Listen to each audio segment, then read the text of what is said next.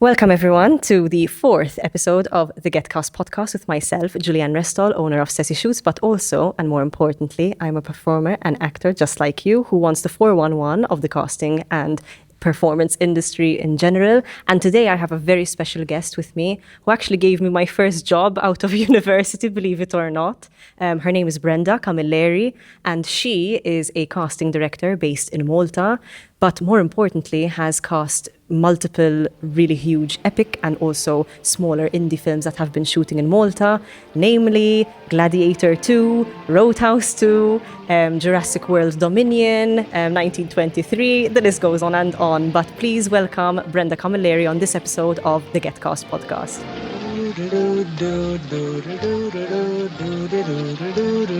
Hello, Julianne. Hi, Brenda. Mela, first of all, this is our first time meeting in person. Mm-hmm. Nice to meet you. We've been chatting a bit. But could you just introduce yourself really quickly to us and tell us a bit about you and what it is you do exactly? Okay, so thanks for the invitation, first of all. And I'm glad to meet you as well in person. Eva. I am Brenda Camilleri. And I do casting. I do a full-service casting, so I'm a casting director, and that involves casting actors in film, TV projects, commercials, theatre, but not so much anymore. I've done a few projects. And then I do casting coordination, which is basically an A to Z as well service that involves background artists, and that includes also stand-ins, doubles, and anything. All the crew, that's surrounding basically the background on a day-to-day basis from getting ready to finishing the day. Amazing. So full casting service based in Malta, is that right? Correct, yes. Yes. Tell me a little bit about what the last thing you cast was that you're allowed to tell us about. So anything that's come out and is available and not under NDA. Tricky. I think actually the Chronology of Water is the last one that's come out, because that's come out last year. In May. And we've casted the previous year, in 2024. I worked on it. And it's come out last year. And that's the Kristen Stewart directorial debut. Correct. I'm glad it was your first. It was my first. After university, I didn't study acting and musical theatre straight. I did contemporary performance, which was like this course in Scotland where you basically have your boobs out all the time, like one of these arts courses. Okay. And I was really trying to be an actor. I didn't want to do that, you know what I mean? Okay. Vera had to thank God, in a sense, that I don't know how you found me or I found you. I don't know think how it was. It's great that you went actually to that course. Because I'll tell you something. The role, obviously, the film is out now, and yes, you've seen it. I have, yes. I saw it in Glasgow. It's the role was not so much about what was being said. Not much was being said. Not at all. But it was a very physical. You have to get it out physically. Yes. So perhaps if what you were doing was more sort of like a physical course, it helped you. Definitely. My specialization was physical theatre, in fact. So definitely well cast in that sense. But it was also, I think, again, we always talk about on the podcast how, in a sense, lucky and how many variables there are behind the casting process. So, for example, if you want a Maltese girl with blue eyes, a bit less easy to find in Malta, and I happened to be with blue eyes. They wanted someone with blue eyes for my role. Yes. However, I don't think we were looking for a Maltese specifically. I see. No, it was an open. Obviously, someone preferably who has the connection to the island, Of course. But I don't believe the character was Maltese at all. The character didn't say a word. But so yes, blue eyes for sure. Yes. But let's say perhaps that wouldn't have been a deal breaker, but it was cherry on top, nice. That obviously you fit, then also that. Yes. But the performance at the end was the essential thing, Got you. As usual. As usual, which we'll get into as well. Yes. But it was really great. I managed to catch it in Glasgow because it's an art film. It didn't have like a huge theatrical release in the UK, but it was part of the BFI festival, the Film International, and it came to Glasgow. Cannes. as well. And Cannes as well, exactly. But Damaji, like it was, Cannes was in May and I saw it in January or February. That's right. I got to go with one of my very good friends, Tash, and afterwards someone came up to me and said, I recognize you in the film. I was like, yes, it was me. And it was a really tight shot on my eyes and stuff, so it wasn't like obvious. But thank you. That was really ideal for me. Mela, tell me a bit about, because that's the last thing that you cast. That's the last one that is out in the public. Obviously, since then, I've done other projects which are not out yet, so it's not like I can discuss them. And even at the moment, I'm casting a feature film, for example, for a local Maltese director. Amazing. So that's quite fun as well. We're in callback stage at the moment, so it's really when you start seeing things come together. The chemistry between all of them. It's sort of like it's being stitched now in real life together rather than on individual videos. Beautiful. And that's nice that you get to work in very varying scales as well, like from Gladiator II to Napoleon, and then a nice like local film as well. I'm sure that must yes be a nice they're part different. Of it. Yes. Each job is different. Each one has its different challenges and journeys, in a way. And tell us a bit about how you got into casting yourself. Because it's usually, I've met a couple of casting directors, and there was like, I fell into it, like it's always never like, I really wanted to be a casting director growing up. Well, I think even today, 2026, who is a casting director, how to get there is difficult. It's a question mark. People have different ideas, theories, and there is not, as far as I know, like an academic pathway to it, or as far as I know, neither. So it's even today, it's like still like that. It's still a bit misunderstood, or it's not so much in the forefront, So I can imagine, even years and years ago. So I guess you have to fall into it. So how did you fall into it? So I let's say, fell into in front of camera roles first. So, classic. So I was in school, junior college, 18 years old, 16, 17, I think actually. That's sixth form. Sixth form, that's right.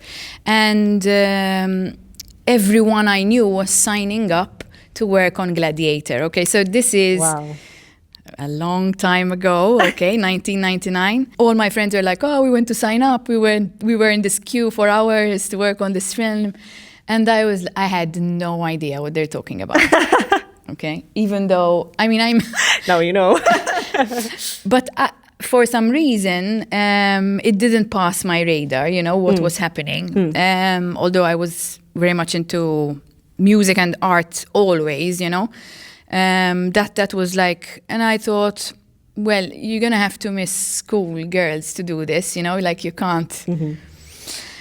Sure. Okay, I'm there.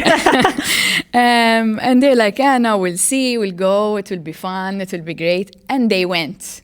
So all my girl clique, they went. And I was in school. Alone. In class, alone. Bravo. And when we used to meet in break in between class, I started to notice that some of them, they're like, we can't manage, like we have to stop going to filming because we have exams. And our clique had different subjects. We weren't in the same class. We were just in the same school. Yep. So most of them had things you can't miss class for. That's why I was like, how are you doing this? Because they had exactly physics and maths and things like that. And I had Maltese and English. Okay, so not as bad. And I remember one of my girlfriends, she was like, will you replace me for a bit? What do you mean replace you? She said, like, go, just use my name. And go instead of me. And she said, you can do this because you can miss school. You only have Maltese and English. That's great. And I went. And I used her name. Why not? And at that time, basically, we were like sisters, we looked like each other, and when you copy each other, you start wearing the same clothes. Yes, possible for you, yeah. When you're best friends, you're all with the same, we were the same bell bottoms and all with the short tank top. Nice. We all left our hair long, so. And this is like the 90s, did you feel? 1999. 1999. And the person doing obviously the attendance for him. Kelly and me look the same, Yeah, Salmola Minnow. So I went in and I worked on Gladiator on that day, obviously. I got dressed up. I was one of the virgins. And it was... It was sixth form. It was a really good experience. Wow. It was... Basically, if you believe it, you're in it. You're in it, You're like you're there. You're in the arena, and it's amazing. It's epic. Yes. It's you're in another world, basically.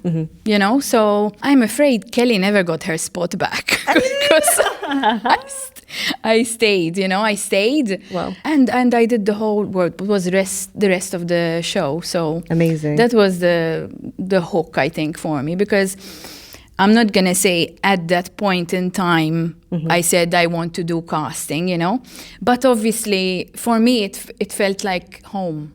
I was where I needed to be. It's like it doesn't feel like a day of work in that scenario. No, at all. Not at all. Beautiful. Not at all. Well, it's a good way to get hooked to something. Yes, nice. yes. And so tell us a bit. Obviously, you started over there, and now you've got your own casting agency, which I would consider to be one of the main casting agencies in Malta, especially with the report that and the CV that you guys have. Tell us a bit how your casting agency works.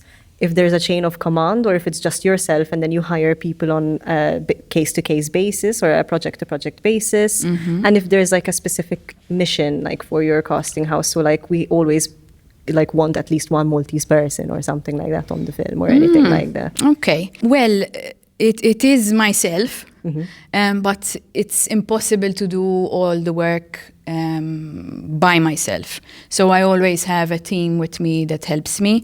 It's an organic system. So the ones that should return to work with me, So but it is project based.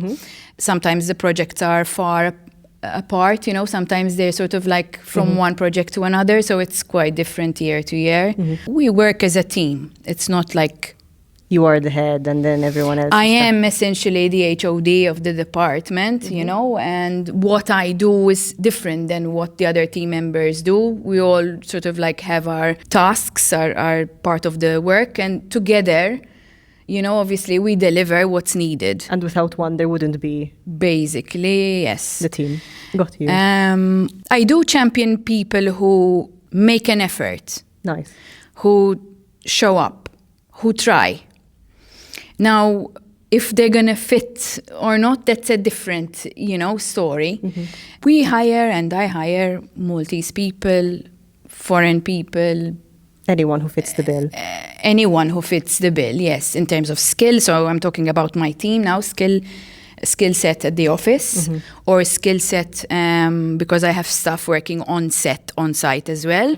And those are sort of a different type of person as well. Of course. And then the talent group, so all the on-camera person, people, the actors or background stand-ins. What I'm interested in is that the person shows up with the energy, with the good attitude, ready to be part of a team. Because at the end of the day, we're an extended team, yes, at the end of the day. We'll be working at different locations, but it's still a team. An ecosystem. Yes, correct. Amazing. Correct. So I have a couple of quick fire questions for you, just so we can get us into the feel as well. Spotlight isn't something that's used universally in Malta, but it's something that you'll be very familiar with because there are a lot of people who train in the UK, come back, and all of that. So I'm just going to fire away. Would you recommend someone has a spotlight or no spotlight? For me, makes no difference. Okay. Agent or no agent? No difference. amazing headshots and no reels, or good headshots and amazing reels? Amazing reels, and then I'll get them to come to my office and I'll take some good headshots. Okay, so amazing reels, guys. Mela, self-tape auditions versus in-person auditions? For me or them? Let's say for you. It has to be self-tape today, 2026. There's no time to do. Sometimes I find the time and the project needs to be in person, but self-tape. Self-tape for you.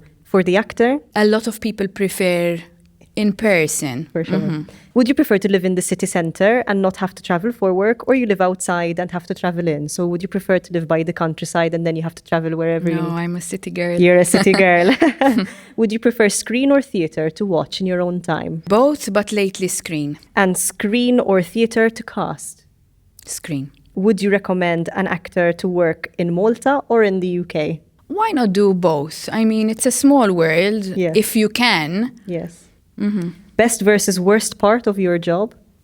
Oh, this can't be fast. Hold on. Okay. Best versus worst. I mean, the worst brings out the best. The worst is it's a tough job.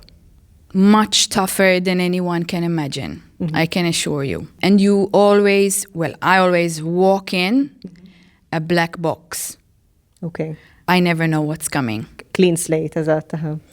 No, a box and you don't know Pandora's yes, box. Yes. Okay. You start clean, always you have to build, but yet there's always big question marks, The best, there's a lot of good obviously in it, because at the end then it's there's a big satisfaction, and then you see it come together, and the feedback I get from the actors, the performers, and the production So Nice. And proudest project you've cast that you can tell us about?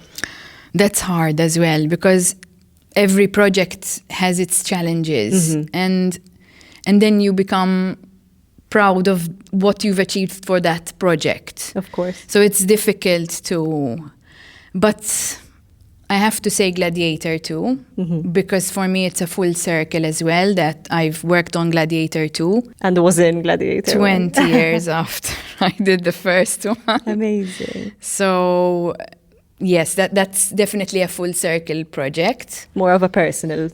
Yes, it has a special place in my heart. In Malta's heart as well, of course. Obviously, because I was there, and then obviously when I was there again, it's like, wow, so much time has passed. Now I get to be part of creating the world that you were part of. That's, that of this Initiated, franchise. Yes. And it's great, because I also have a soft spot for historic film. Got you. It's my thing as well. So it's like a win-win-win. Yes.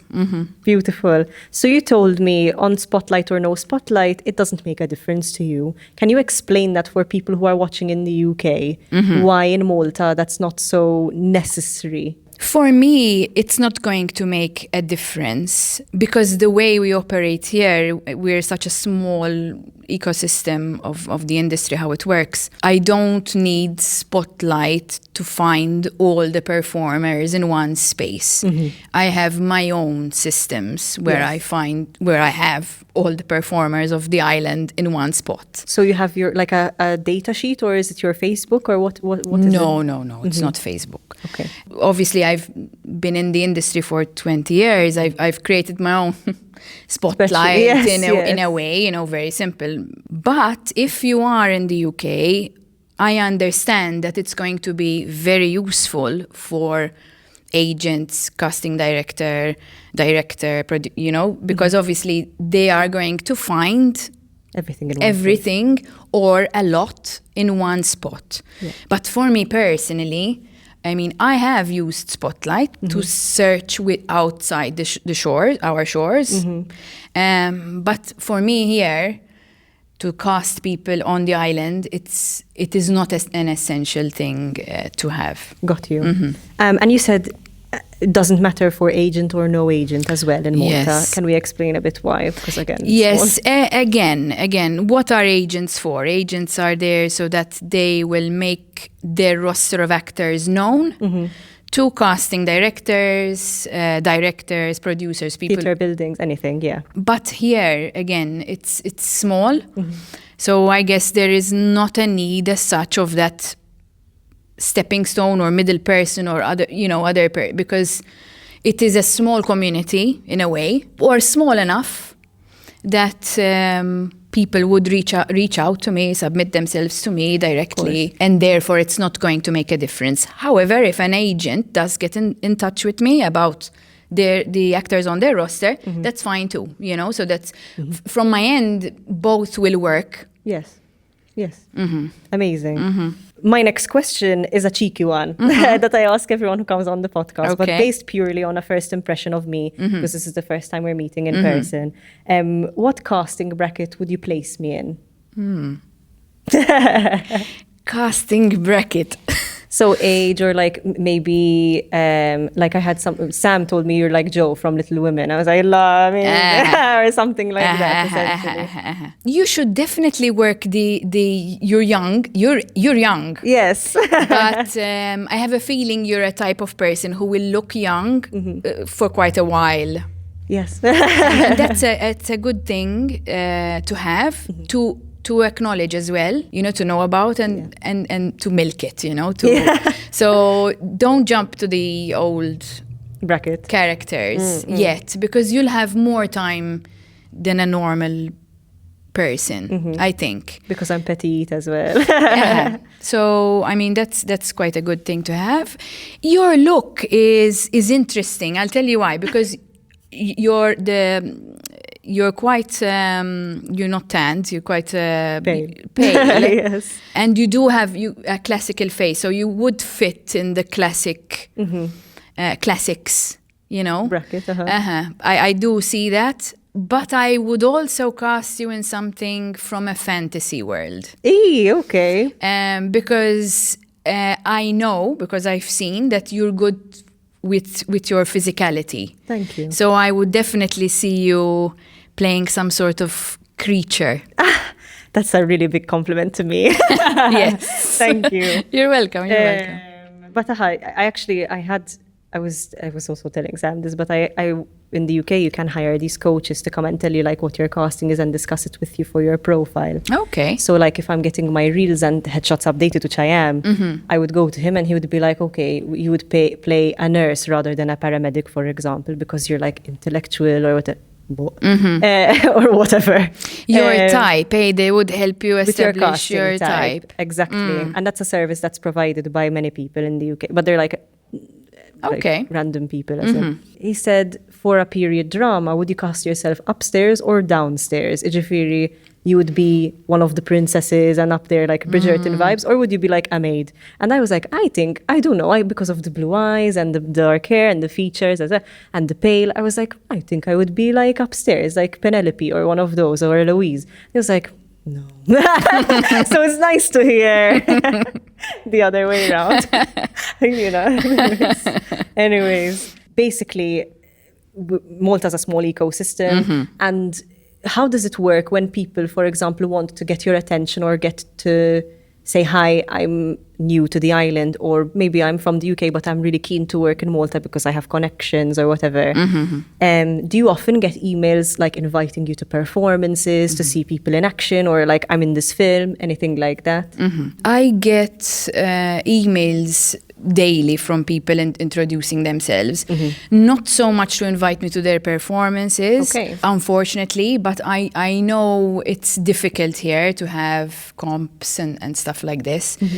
But I think if the actor thinks that it's an important role, I think it's important that they invite someone from the industry to watch, Yes. But I do get, and I get quite a lot of submissions daily from local people who have arrived, people who have maybe graduated to something, grown maybe from now they're 18, Yes. and they want to really pursue the career. All types of emails, all types of people reaching out, to be fair, even from other countries. And that's a daily thing. Yes. Amazing. I won't ask you how many you get. What way do you like to work in most when it is about like casting main roles, for example? It's reach out to as many as possible that you think are good for the casting type, and then get the self-tapes and get them in the room. Well, what's your process when it comes to casting people generally? My process will be different. It's not always going to be the same. Okay. That's why the job is hard, because even though I might and I will study the director, their previous work, what they think, what they want, have the meetings, have the questions, read the script, break down the script, speak to costume, speak to hair, speak to anyone. Like, they're still artists. Yes. And so are you at the end of the day. Yes, but let's say what we're talking about here is because you've asked me what's my process. So let's say the logic, the administration, Got you. So it's difficult to explain which process I will take with which character. Yeah. The director is a character. But I've done a lot of different formats for casting. For example, I worked with a director. The film is not out yet. Okay. But I will not disclose anything. No problem. It's a local director and local cast and foreign crew. So it was a co-production in a way, but a local director. And the director told me from day one that he wanted to audition. He wants to audition everyone. Like, he wants to see a lot of people. So that's his way. He's already telling me how he wants to work, Perfect. Almost easier for you to do it that way. Sure. And for that project, I auditioned 300 children to get to our main 4. Wow. And they are the main cast. Okay? So it's a lot of work, and you never know what you're going to get in that box. Got you. Makes sense, Yes, now. yes. Makes more sense, perhaps. Of course. Then I've worked with people recently. For example, I've worked with a director recently. When I submitted the self-tapes, he seemed, the more the conversations went on, he seemed to get more confused the more options I gave. Got you. So it doesn't mean that I didn't do a lot of Research. Auditions, and I didn't, but I started to realize that his way is more, he wants me to filter more. He wants me to really give him Take charge, yes. Solid background, show reels, photos, biographies about these actors, and less of them. Got you. So really, he just wanted the cream, like top 2, top 3, top. Got you. So it's a process, and you never know, because I might next work with that director and he wants to audition the whole nation, or Got you. or the other way around. It's going to depend a lot. And it's also a lot of trial and error with each director you work with, and I assume in that case. You have to have intuition for this job. Beautiful. It's trial and error, sure. But this is time sensitive as well. It's not like you have forever, because, for example, a lot of actors write to me back, is it right that I have to do the self-tape and I have until tomorrow? I'm like, yes, because I have until tomorrow, so you have until tomorrow, So it's we're on tight deadlines as well, So it really is an instinct-based job. And I think one of the exercises of the podcast is to really show people how instinct-based the industry is, and how fast-paced, and how tomorrow's news you can get. It's an unfortunate method of the industry, but that's the way it is. And for us, our spotlights, our showreels, our headshots, they need to communicate who we are, what we can do, and everything in the first 10 seconds, because again, the intuition will either light or it won't light for the casting director, and they'll either move on or get you in the room. It has to be you. It can be, or it should be filtered if needs be, because quantity is not necessarily what's going to get you the job. In my case, I will always choose quality over quantity, Of course. So you should filter, you shouldn't have a lot, because you have to keep in mind also that we on the other end watching, Of course. we're not going to watch a 10-minute show Of course. reel. Of course. That's what I mean. Snappy. And snappy and labeled. So if I have like 3 scenes, I rather on my spotlight, for example, separate those 3 scenes and be like comic, classic Shakespeare. Might be totally relevant to the contemporary Kirsten Stewart, your whatever casting before. So I'd have the second one is my contemporary. That's the one you're going to go for. Again, everything explained, everything intuitive, and everything like really easy for you to access. I will watch everything, unfortunately. That's God bless you. That's why I know it's hard, because it's your work. And it happened to me because recently, actually, I was asked for my CV. Okay. You're building a picture of yourself, eh? And I was there looking at the computer and I was like, I don't have I mean, I can build one. Yes. But you have a body of work, but you don't have lot. a CV. Yes. And then I said, no, realistically. So I put myself in the other person, the producer who was reading, the director, whoever needs it. How much time do they have? They don't have time. No. They don't have time. So what I did the first page is my top, the work that I've done. Your cream at the top. Exactly. And then, anything additional, and I put a link and there's everything else. 6 more pages of it, Yes. But you have to filter. It's hard. Very. I spent a day or 2 thinking, what should I put in my first page? Yes.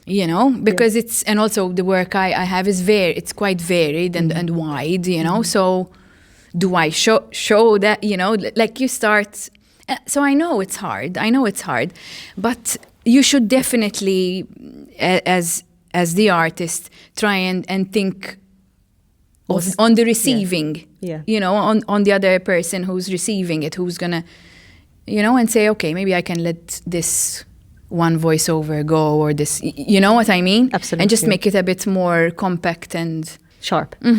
Totally. And but basically, Brenda's a sympathizer and like also knows, it's hard for anyone, as you say. But there has to be an element of the ego death. You have to just let go completely. It's hard. But you build this picture over here of what you want to do. And if it's a yes, okay, I'll add the show reel. If it's a no, okay, it has to be gone. And it has to be a bit impersonal as a process in that sense. And so when it comes to, as an actor, you send me the self-tape, for example, and it's tomorrow. How much do you appreciate a speedy reply when submitting? If it is a week, would you make sure you get all the submissions and then you see them on one day? Or like if it's like you get one tomorrow and then you get one 3 days, you watch them as they come in? What do you usually do? I do watch them as they come in, and I do collate them and I present them together. But speed is good. Great. Because speed leaves a good impression. And don't forget that what I'm doing essentially, other than obviously watching and I can see what's the part or not, or what can be changed, the notes that can be given, is I'm saying to the director, this person can do the job. Yeah. Okay? So for me, speed is a proof. Is a sort of like, I can do the job and I can do it. I've sent it fast, in a way. So it's a reassurance as well. So I'm not going to say the fastest ones are the best ones. Got you. You should still take your time that you need, because not everyone needs the same amount of time with that self-tape. But speed is always good.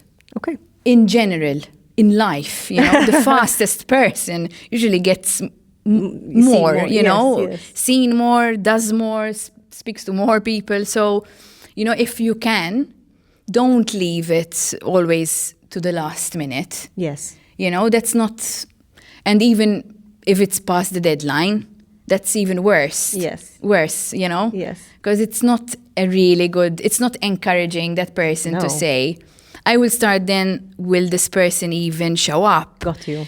You know, which is a pity to say, you know, because some people are great, But know. you just don't need that doubt, in your mind. Yes, in a way. If you can't keep to a deadline that's giving me this, you know, tape. How can you be reliable? Can you know? Because again, at the same time, and this is why we shouldn't be taking it personally, this is all you have to go off of us as people, are these emails and these That's right. deadlines. Sometimes I've never met the person. You had never met me. Never met the person. So it's gonna count. You know? Of course. It's an impression. Like it's gonna count what you say in the email, in your introduction email, how you present yourself. Mm-hmm. It's all gonna count. It's all gonna build the picture, your picture, you know? Of course. Mm-hmm. It makes total sense. And I know actors who have like harped on about the introduction email, for example, and it takes them years to even send those emails because they want to get it perfect. But I really believe now, I mean, I am a recovering perfectionist, as I like to call it. But I have a saying, or not I have a saying, there is a saying, better done than perfect. So especially when it comes to these submission deadlines and stuff, I get my process and I have it done rather than doing 50 million takes and then I wind it on, I harp on, and then I miss the deadline, for example. Especially, as you're saying, because it like is my impression that I'm giving at the end of the day. And introduction emails don't have to be perfect, but perfect is subjective as well. Of course. And it's a pity that people take years perfecting these emails, to be fair, because they're missing out on a lot. Of course. But yes, just be yourself, you know. It's not about, if you're going to send a show reel, then, for example, I'm going to see what you're capable of. But the way you write the email, how you present yourself, it's going to give me a bit more of a flavor. Who you are. Yes. And it shouldn't be AI. And it's so obvious, guys, when it is. It shouldn't be, I mean, it has to be you. And if you're deadpan and this is how you write, that's fine, you know, because that's you, you know.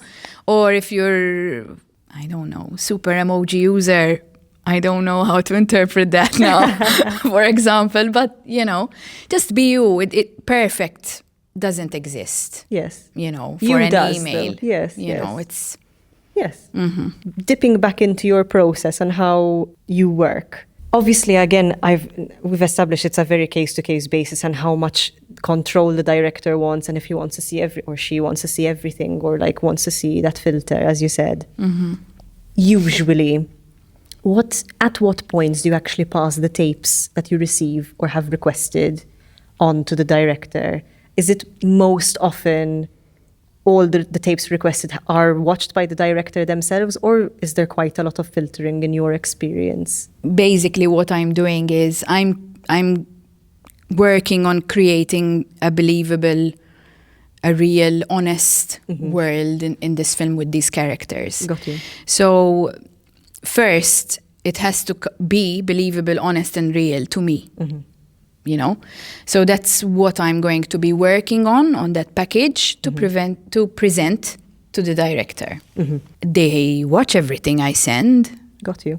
Because there's discussions after, you know, there's feedback after. Has to be, I assume. So yes, everything is watched. But it's you might get 80 and you might send 40. Is that sometimes the case? Well, of course. Yes. So there is filtering. There is filtering but there's also a lot of trust in to be you done. As well. Yes. Yes, there is filtering. It's my job, you know, at the end of the day.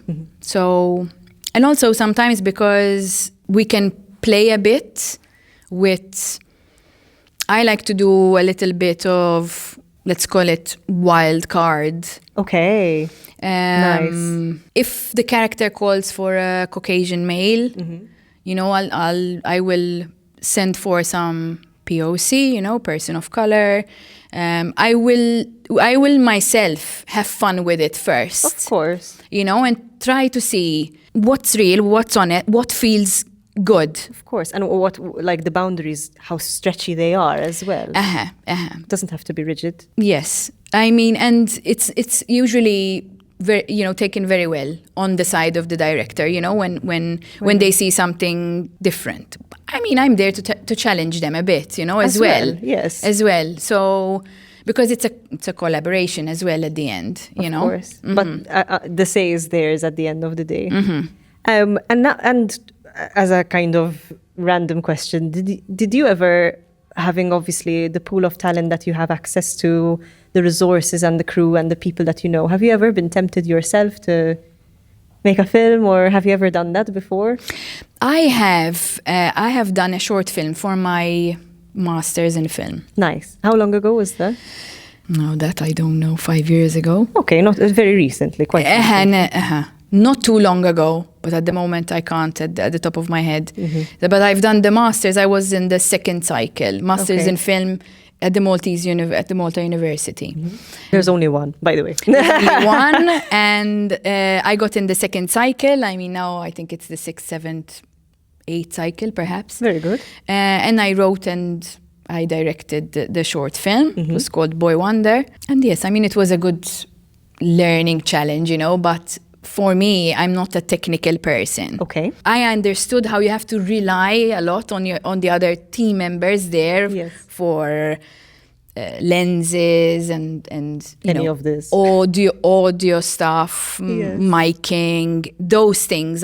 My brain doesn't really I mean, I've never really went into those areas, so it might not be something you even care about. Like that's if you prefer the creative, why not? So I enjoyed writing it, I enjoyed casting it, I enjoyed creating all the the art with the art department, the look of the film, because it was quite specific. But that's the film that I've actually done for school, for my master's. So before 1999, I actually come from the art world, and I was an athlete, a young athlete, from 11 until 14, I believe, because I think Form 5, when we had the major exams, Form 5, you're transitioning. I don't believe I competed that year. Okay. So I did artistic and rhythmic gymnastics, at school. Beautiful.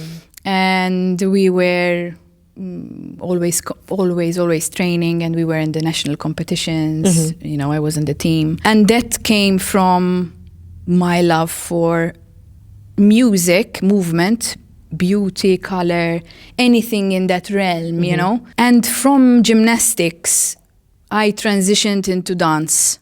Okay. Because obviously that's at that time, beyond 15, you don't do gymnastics because you don't compete. Okay. In fact, I think when I was about 16, 17, Malta started to compete in the small nations. Okay. And we were so angry, me and my team, because we missed it. We spent 5 years training. And they didn't take you in the pool. We had to stop in a way. But that's life, but it's good that the opportunities kept growing, for young athletes, and so that's fine. Now it's a totally different landscape. Now Olympics, everything. Yes. So it's good. Yes. But it was a natural transition for me to go into the dance world from there. And I did that for quite a while into my adult life, And I travel a lot as well. I traveled a lot, and I ended up doing a lot of still works, photography work, always in front of the camera per se. So I know what it's like to be a performer in a way. Because don't think sportsmen and sportswomen athletes aren't performing. They are. In fact, my master's thesis is about athletes in film. Yes. Because for me, it's fascinating, actually. Athletes. You have a lot, like even Schwarzenegger. I mean, those are bodybuilders, which is a performative sport. Yes. But you have like even Dwayne Johnson transitioned from wrestling to, again, a very theatrical sport, I would say. My boyfriend is a mixed martial artist, but there's artist in the name, you know what I mean? Yes. So yes, that was my journey. I've always been in the art world, per se. I was never in the technical world of the industry. So for me, it's what I do is creative. Yes. But obviously, it has a lot of logistical planning, administration, Spreadsheets. You have to love your spreadsheet. But I mean, even just talking to you, to be honest, I can really tell. I would assume that as a child and like growing up, you would love to read and really imagine things, because even you said you studied English and Maltese. There's a lot of reading in those courses. But at the same time, you're reading scripts all the time. But the amount of imagination that a casting director must have to put like people together, it's something that I actually never considered, the fact that you must have, if not a bigger imagination than the director, because you actually have to physically visualize the faces together in a spot. So again, thank you for sharing that. Yes, you're onto something there, because I think that's basically what we do. You know, we have this very big imagination, and you have to really strip everything and see the person in that role, and then convince other people. Fight their case as well. It's again, like, I'm very glad now that it's internationally recognized and there are awards for it, because before, I think the Oscars and the Emmys didn't have awards for casting directors, so it was an overlooked job almost. And again, as you said, it's not one of these career paths that has a clear, you do this, then you become a director. You do this course and you become a casting director. There should be an effort to formalize it in a sense, but at the same time, if it's such an imaginative and creative role, it's nice to end up in it in a sense as well. I think you find it. It's a vocation, you know, it's not... For sure. You cannot teach it, you cannot put it in a box. But you can identify the type of person who would be good at it, right? Myself, I don't know. Good question. I can identify people who are good at being in my office, helping me, because I need strong characters, you know, people who are good at organizing. What my team is doing for me basically is keeping everything up to date and organized, because we have to go, and I'll be like, where are these 10? Where are these 15? Give me their mobile numbers, whatever it is. Yeah, you know, like, do we have their latest waist measurement? I don't know. Because I'll receive like the last minute ping, from wardrobe. Don't forget, the only corsets we have available are for a size 23. You know? Yeah. So stuff like that. But am I able to assess if another person is a good casting director? I don't know. In my position as a casting director. If I'm directing, obviously, then I work with a casting director. Yes, you know, because you're focusing on the directing. So you'll feel when we're a shoulder, you know, we're a really good shoulder for the director, because I think the director has a lot to do. And the logistical side as well. And they are artists, like we've mentioned, so they need an artist to help them get their vision, but they need someone strong, you know. So I think we're very balanced. Nice. In a way, as a mentality, as a person, as a character. I don't know, you know what I mean? So there's the creative side, and then we have to do the contracts and the admin, you know. Beautiful. It is a very holistic role in a sense. It's a lot. It's a lot. Brenda was telling me before that she wishes she had less work, in fact.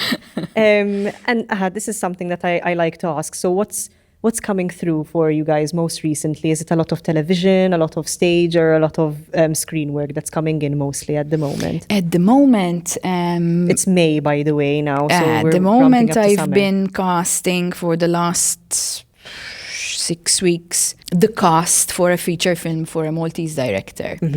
And at the same time, I would be prepping, reading scripts, having Zooms, for other projects upcoming, and they are feature film and series for TV.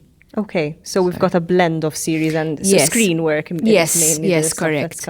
No stage work, I'm afraid. I haven't done that for a while.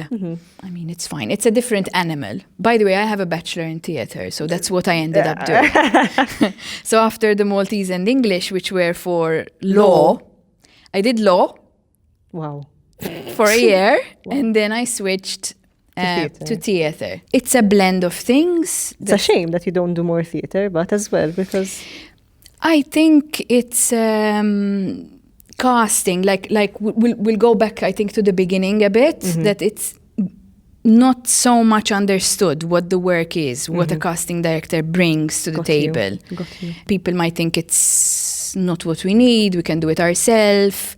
Especially, the theatre scene is tiny, to be fair, as well in Malta. So if a director is But even more so, you need outside eyes. I agree. I really agree with that. And I also don't see it as something taboo, or because a lot of people do, bringing an actor from outside of Malta to come and, give us a different flavor on stage and see what Depends is actually what happening of the role. Of course, if it's an epic in Maltese, let's have Maltese actors, please, kind of course. thing. But I just don't see. I wouldn't want to see an entirely, foreign cast. Fair. Although there will be productions where I'm sure that would fit very nicely. But for example, even Sfin Malta, the local dance company here, it's a lovely blend of mixed abilities and from like mixed, backgrounds of training and stuff, some contemporary, some ballet. So I see it as a diversification of the pool rather than like muddying the waters or anything like that. Yes. Perhaps people think they shouldn't spend money on casting. Let's use it somewhere else. But I feel like it should be more a mentality of we should explore those areas, because it's a collaboration, it's a creative process, and people will learn from it, especially if they're young and upcoming, and of course, so and at the end of the day, they shouldn't be afraid. It will stagnate if it stays the same. We see the same faces. You see a lot of repeated in theatre, especially. Yes, in theatre, especially. Yes, film. There are the familiar faces, especially with the local productions, but there is more of a diverse pool, I would say. Yes. So the last thing that I'll ask you, obviously because, you're working on projects at the moment and seeing people, whatever they are, but it is the whatever they are, it's always a bit mysterious and under, contracts, which is, fair enough. But as an actor, how long after an audition do you think we're safe to talk about the audition that we had? Or are we ever allowed to post if, for example, you cast for Napoleon and Napoleon came out yesterday, am I okay to post my audition on Instagram that I had done that was unsuccessful and things like that, essentially? I believe if it's out there, the project is out there. Obviously licensing, but depends what you're going to post. Of course. But you can talk about it as an actor if you auditioned for it. I don't think that's a problem, to be fair. You have to check what you signed. Of course. If you signed. Because you're saying you didn't get the role, perhaps you auditioned, you didn't get the role, so... You might not have signed anything. You might have not signed anything, you might have signed an NDA, perhaps. You have to check and then proceed accordingly. But people should always wait for the project to be public. Perfect. I think it's respectful as well to that project, that at least let it be out before of course you mention anything. Of course, being a human being at the end of the day. I know it's exciting when of course, when you're doing it and you're like, but I think it should definitely be out, then check what you've signed and proceed with care. Perfect. And then as the just last portion of questions, but how have you seen as a casting director in Malta, how have you seen the landscape shift and change since you began in your Gladiator days in 99 till now? Have you seen like a lot more funding, a lot more people, a lot more excitement about film? A lot more films are coming. Like what's the journey of film been in Malta? It's changed a lot. It has changed a lot. I think it's changed in all aspects as well, in terms of there's much more work, the work is more frequent, the projects are varied, the types of projects. So that's the servicing, okay, the projects coming to Malta. And then funding-wise, for sure, it's changed. In terms of it's much larger amounts now. So obviously that's then going to produce more projects, I hope. Yeah. But I would think so. In terms of what's changed for me specifically casting-wise, diversity is obviously Of course. a thing. Like there's much more different ethnicities. It's much more diverse, basically. Yeah. To the point where I've done background coordination on films where the full film was of one specific ethnic group. So I've done, for example, 2 films for the Indian market. Okay. Tugs of Hindustan and Bharat. And everyone on camera is Indian. Beautiful. And That wouldn't have existed 20 years ago in it's Malta. hundreds of people that we're Yes. talking about, 500, 600 people in one scene per day. So it's, yes, so from my end, that's, for example, what's changed. So there's a lot more nationalities in one space, and that's going to serve for different types of films in a way, and also make maybe a film more diverse in itself if the scene is, I don't know, a normal market. It's still more diverse now than it was 10 years ago, because I'm still going to pepper it with all the different ethnicities, if it calls for that. However, that's then the other side is I have a lot of questions, for example, from directors who tell me, we want Maltese people. Okay. And my answer is, what do you think is when you say Maltese people, show me. Because we're mutts. We're so different. Like, we're different. Even between you and I. This is now, this is what was not 10 years ago, 15 years ago. 15 years ago, if a director told me, I want Maltese people, I know exactly what they're talking about. Okay. They're talking about, they want a bunch of people who look like me, Yes. basically. Yes. And not like me. And not like you. Yeah. Yeah, now it's different. The conversation is different. Yes. Obviously, when it's a foreign director, let's put it this way, it's a conversation, because they're like, is it the look? Is it the local talent aspect that you want? Like, what is it? It's like pulling teeth. At the end of the day, if they don't understand the fact that, my best friend and I, she's Maltese and I'm Maltese.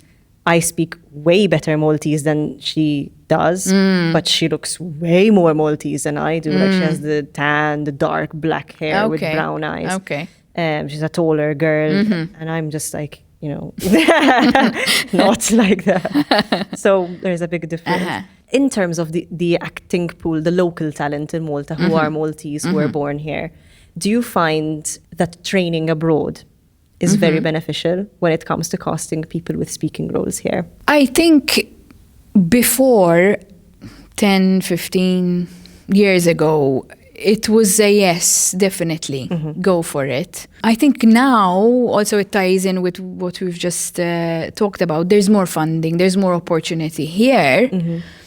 I would say first explore what's available here. There is a lot to do here.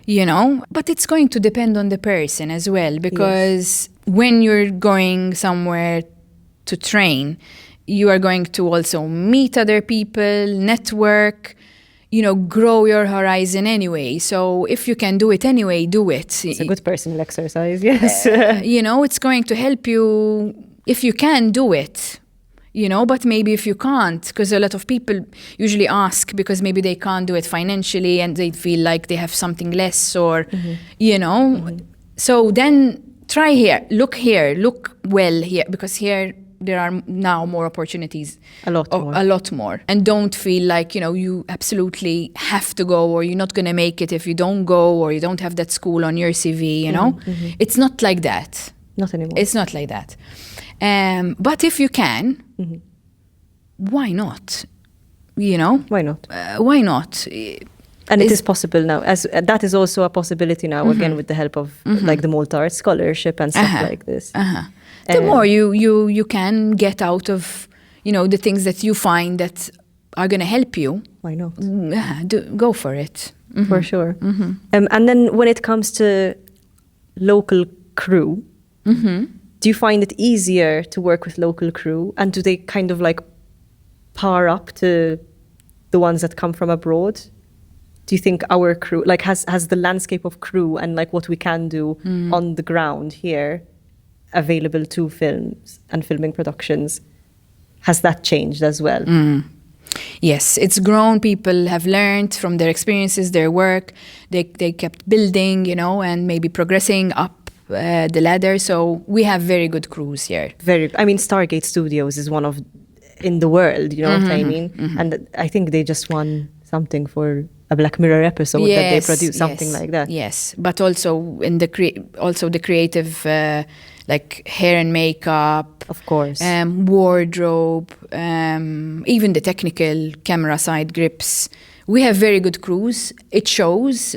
That's why, obviously, you have to have good crews. You have to, to attract, because they're gonna be the people on the ground who know, because you can bring someone from abroad, but the people on the ground are going to know more about also what's local, what's available, Of course. So they bring that extra layer, they're local at the end of the day. So yes, that's improved as well a lot, I believe. So I think, again, Malta's got a really, at the moment, I've never seen it so abuzz with like projects locally, produced by local people coming and taking a fascination and taking Malta seriously as well on an international level. And Brenda's a part of this ecosystem making it happen as well. So thank you so much, Brenda, for coming on. You're welcome. If you have anything you want to close with, say it now or forever hold your peace. I think we said a lot. I hope it was interesting. It's very interesting. To the viewers as well. We're a small island, so island ecosystems are always going to be different. Secular, for sure.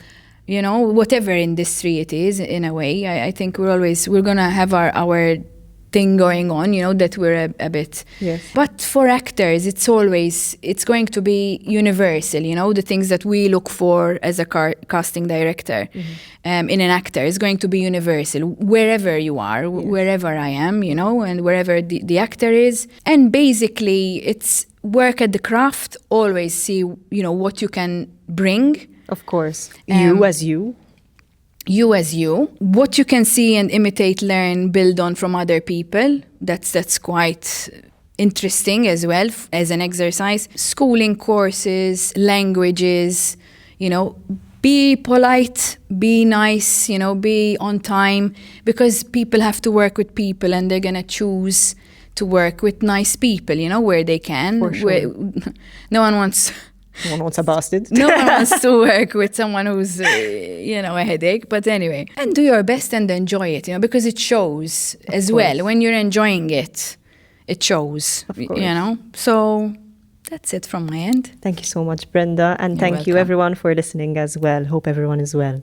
See you next time. Bye-bye.